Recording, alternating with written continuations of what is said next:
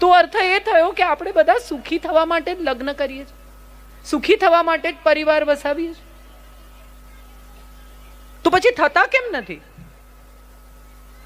અત્યારે જેટલા ડિવોર્સ થાય છે આજના સંજોગોમાં, 5-5 વર્ષ 7-7 વર્ષ જોડે ફર્યા હોય, મા બાપ કરોડો રૂપિયા ખર્ચીને લગ્ન કરે.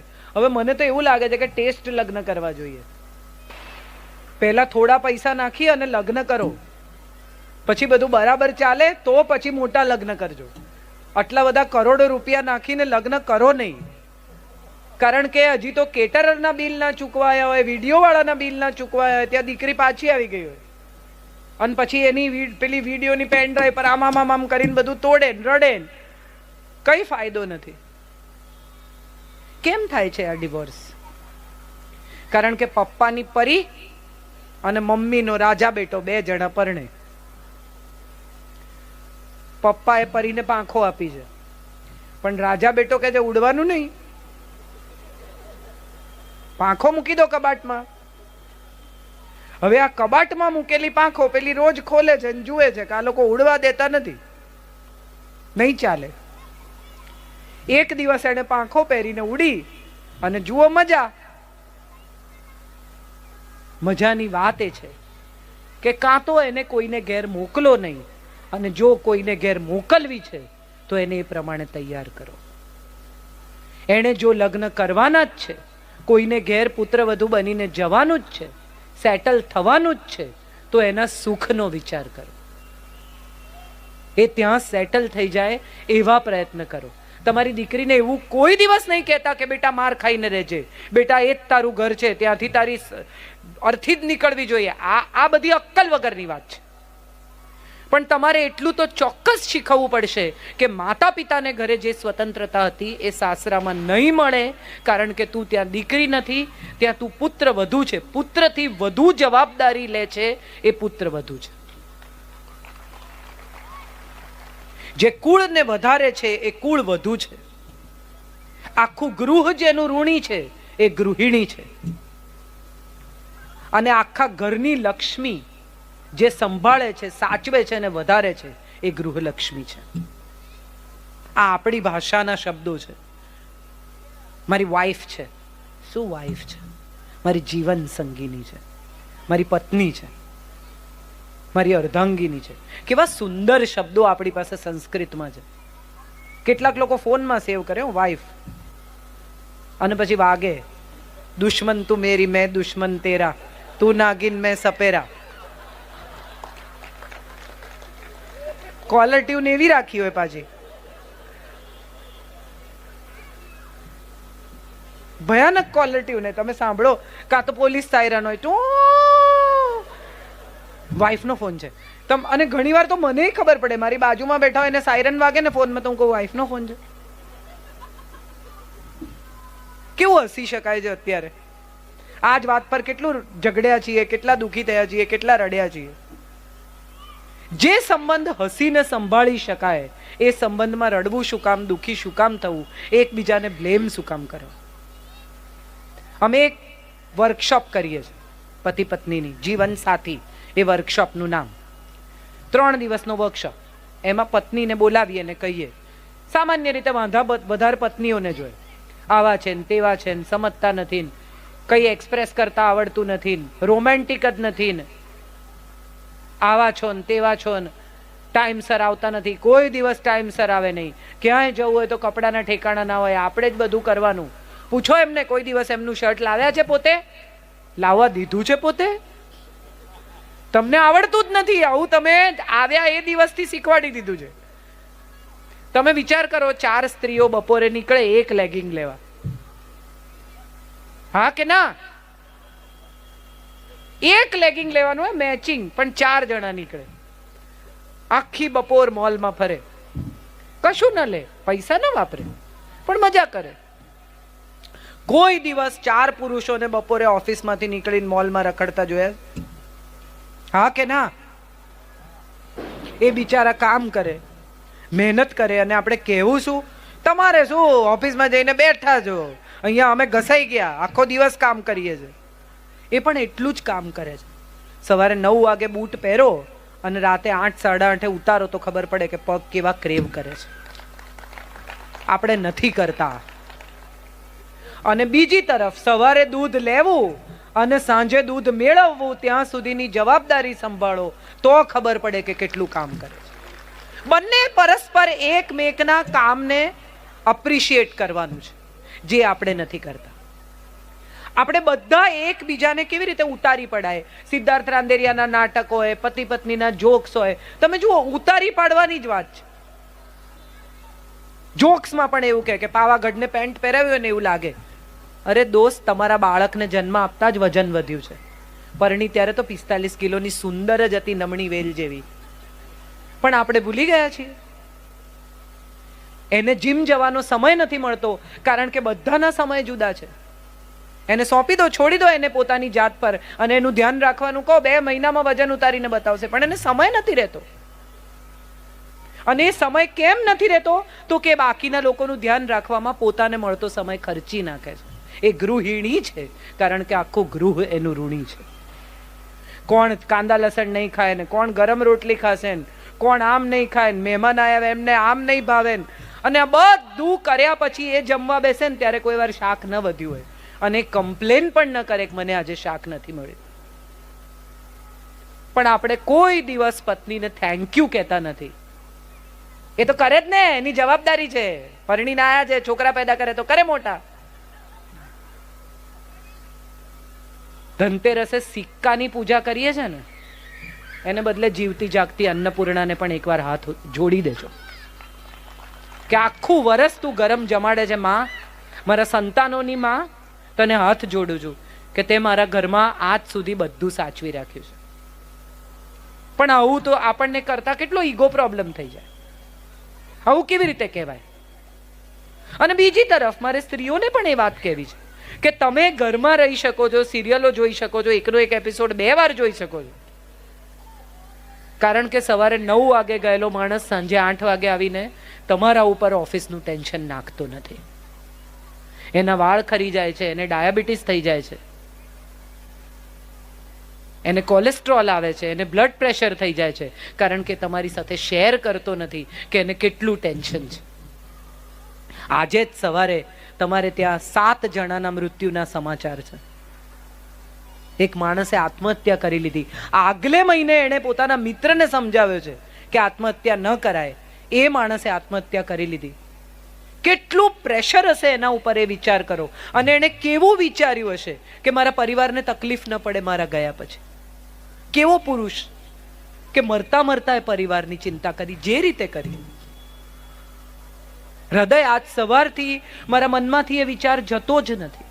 હું ચા પીતી હતી ને મેં છાપું ખોલ્યું, મારી ચાનો સ્વાદ બદલાઈ ગયો. મને એમ થયું કે અરે રે, કેવી તકલીફમાંથી એ માણસ પસાર થયો હશે કે એણે આખા પરિવારને ખતમ કરી નાખવાનો વિચાર કર્યો. કોકની સાથે વાત કરી હોત, કોઈને કહ્યું હોત કે મને આવી તકલીફ છે. તમારે ત્યાં તો કેટલા દાતાઓ છે, કેટલા સમજદાર, કેટલા હોશિયાર લોકો છે, એને આમાંથી બહાર કાઢ્યો હતો. તો હું મારી વાત પર પાછી આવું છું કે વાત કરો. મિત્ર સાથે, પત્ની સાથે, સંતાનો સાથે, પરિવાર સાથે તમારું ટેન્શન શેર કરો. તમને શું નથી ગમ્યું એ કહો. કેટલી બધી વાર એવું થાય કે આપણે બધું મનમાં જ ભરી રાખીએ. તે દિવસે મિત્રોની સામે મારી મજાક કરી, બધાની સામે મને ઉતારી પાડે છે, આમ કરે છે, ફલાણું કરે છે. રોજ સારું બનાવું તો કહેતા નથી, એક દિવસ મીઠું ઓછું હોય તો લોહી પી જાય છે. પણ એ જ દિવસે, એ જ મિનિટે જમી લીધા પછી કહો કે રોજ તો મીઠું બરાબર જ હોય છે, આજે થોડું વધારે હતું, એમાં આટલો બધો ગુસ્સો કરાય? વાત પૂરી થઈ જશે. 0-0. ક્યુમ્યુલેટ હિસાબ ન કરો, કેરી ફોરવર્ડ. આ પાનું આગળ, એનું પાનું આગળ, એનું પાનું આગળ, અને પછી એક દિવસ એવી પ્રેશર કુકરની સીટી વાગે ત્યારે એમ થાય કે અરે આવી વાતમાં લડે છે. પણ આ કેટલા દિવસથી ભેગું કરી રાખ્યું છે. પછી મેનોપોઝ આવે ત્યારે દરેક સ્ત્રીને એમ થાય કે હું કામની નથી, છોકરા મોટા થઈ ગયા, એમને મારી જરૂર નથી, ઘરમાં કોઈને મારી પડી નથી. એને બદલે આઈડિયલ પરિસ્થિતિ એ છે કે તમે પણ તમારા માટે એક એવું કામ શોધી રાખો જે તમને ગમતું હોય. ભરત, ગૂંથણ, વાંચન, કોઈકની મદદ કરવી, બ્લાઇન્ડ છોકરાઓને વાંચીને કેસેટો આપવી, કેટલું બધું કામ છે. સમાજ સેવા કરવી. આજે મને સૌજીભાઈ કહેતા હતા કે 500 દીકરીઓ અહીંયા રહે છે. કંઈ નહીં તો એ 500 દીકરીઓને બોર્ડિંગમાં 5 દીકરીઓને તમે મિત્ર બનાવો, એમની સાથે વાત કરો. તારી મમ્મી ન કહી શકે બેટા, એ તું મને કહી શકે. એ પણ બહુ મોટી સમાજ સેવા છે. ઘરમાં બેસી રહેવું અને એવું વિચાર્યા કરવું કે મારી કોઈને જરૂર નથી, એના કરતાં સમાજમાં બહુ બાળકો છે જેને તમારી જરૂર છે. જાઓ, નીકળો. હવે પતિ બિઝી છે, સંતાનો મોટા થઈ ગયા છે, તમારી પાસે સમય છે, તમારા સ્વાસ્થ્યની કાળજી કરો. કેટલી સ્ત્રીઓ કેલ્શિયમ લે છે 35 પછી? કેટલા ગૌરવથી ના પાડે,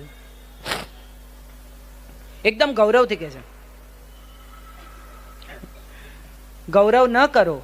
આ હું 57 વર્ષે કલાક સવા કલાકથી મારા પગ પર ઊભી છું, મને પગ દુખતા નથી.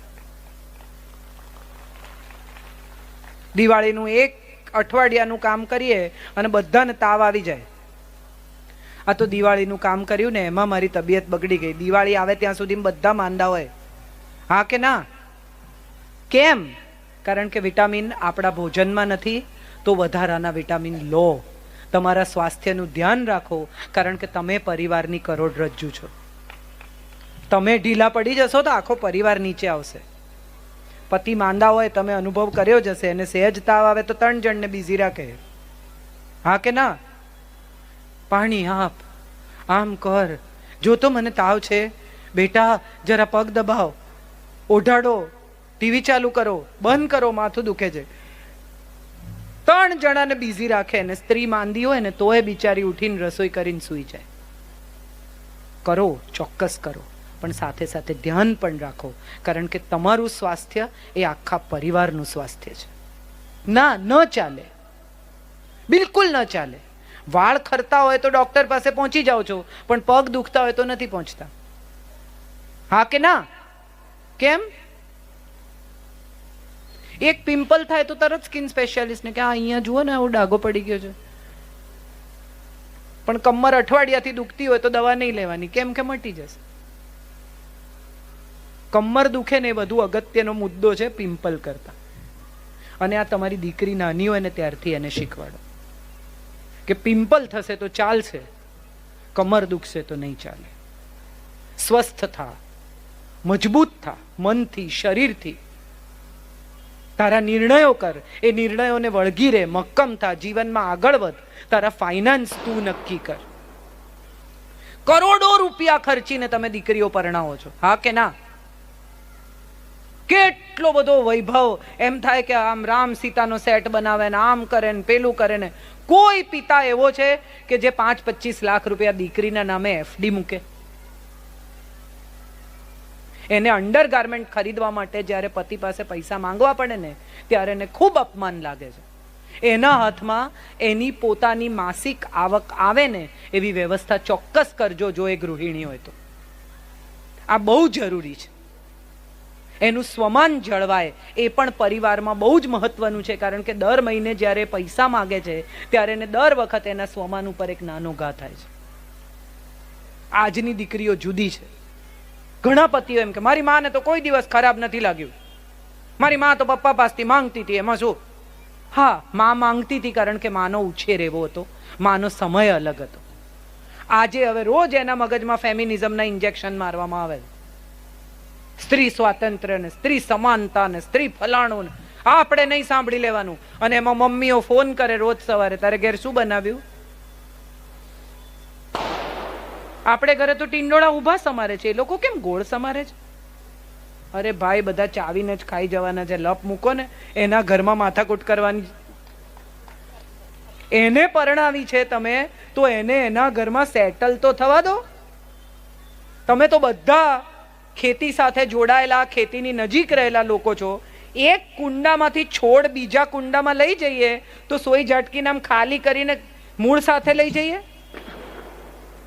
આજુબાજુની થોડી માટી કાઢીએ. કેમ? કારણ કે નવી માટીમાં સેટલ થાય ને ત્યાં સુધી એને પોતાની સાથે લાવેલી માટી મદદ કરે. આ તમારા ઘરમાંથી જે દીકરી ગઈ ને પોતાની સાથે તમારા સંસ્કારની, તમારા પ્રેમની, તમારા વિશ્વાસની માટી લઈ ગઈ છે. એ ખંખેરી ના કાઢશો, એ રહેવા દેજો, કારણ કે એના ઘરની માટીમાં એ સેટલ થાય ને ત્યાં સુધી આ જ માટી એનું જીવન છે. આપણે નથી કરતા. રોજ ફોન કરીને એના જીવનમાં રોજ એક ઉંબાડિયું ચાંપવાનું. એવું કીધું તારી સાસુએ? તે કેમ બાજુવાળા રોજ બપોરે બેસવા આવે છે? કંઈક તો ચઢાવતા જ હશે તારી સાસુને. તારી નણંદ દર અઠવાડિયે કેમ આવે છે? અરે ભાઈ, એનું ઘર, એનો પરિવાર, એને હેન્ડલ કરવા દો. અને હવે એક જ સંતાન પૂરતું થઈ ગયું છે એટલે મા બાપ બંનેનું ટોટલ કેન્દ્ર સંતાન. દીકરો હોય તોય હવે વહુ છે એને ઝોમેટો મંગાવવું છે, 2 જણાને સ્વિગી ઝોમેટો ખાવું છે, ખાવા દો ને. ગરમ રોટલી નથી બનાવતી, બોલો. અમે તો આખી જિંદગી એને ગરમ રોટલી ખવડાવી, પણ એને નથી ખાવી. એને પૂછો તો ખરા, એને એની પત્ની જોડે ઝોમેટોના મંચુરિયન ખાવા છે, એને નથી ગરમ રોટલી ખાવી. તમે ખવડાવતા હતા ત્યારેય બિચારો તમારા પ્રેમથી ખાઈ જતો હતો, બાકી એને ત્યારેય નહોતી ખાવી. હવે પત્ની આવી છે તો એને જેમ કરવું છે એમ કરવું છે. હવે તમે તમારા છોકરાને ઉછેરી લીધો, એને સોંપી દીધો વહુને. હજી તમને એમ છે કે મારા છોકરાને હું મારી રીતે ઉછેરું. એ ઉછરી ગયો છે, હવે તમે નહીં ઉછેરી શકો. 25 વર્ષથી વધારે બાળકને મોટું કરી શકાતું નથી, પછી એ પુરુષ થવા માંડે છે. આપણે માટે ભલે બાળક હોય, પણ એ એની પત્નીનો પતિ છે એ પણ નહીં ભૂલતા. અહીંયા કેટલીક એવી પણ સ્ત્રીઓને હું જોઈ રહી છું જે સાસુ હશે અથવા વહુ થઈ ગઈ હશે. મારી ઉંમરની મોટા ભાગની સ્ત્રીઓની ફરિયાદ છે કે પહેલા અમે અમારી સાસુને સાચવી અને હવે અમારી વહુને સાચવીએ છીએ. અમારી પેઢી તો વચ્ચે પીસાયા જ કરે. પણ મારે તમને બધાને એવું કહેવું છે કે સાચવું એમાં ખોટું શું છે? આપણા હાથ પગ ચાલે છે, આપણે સ્નેહથી સૌને સાચવી શકીએ છીએ, તો ઈશ્વરે આપણને આપેલી કૃપા છે.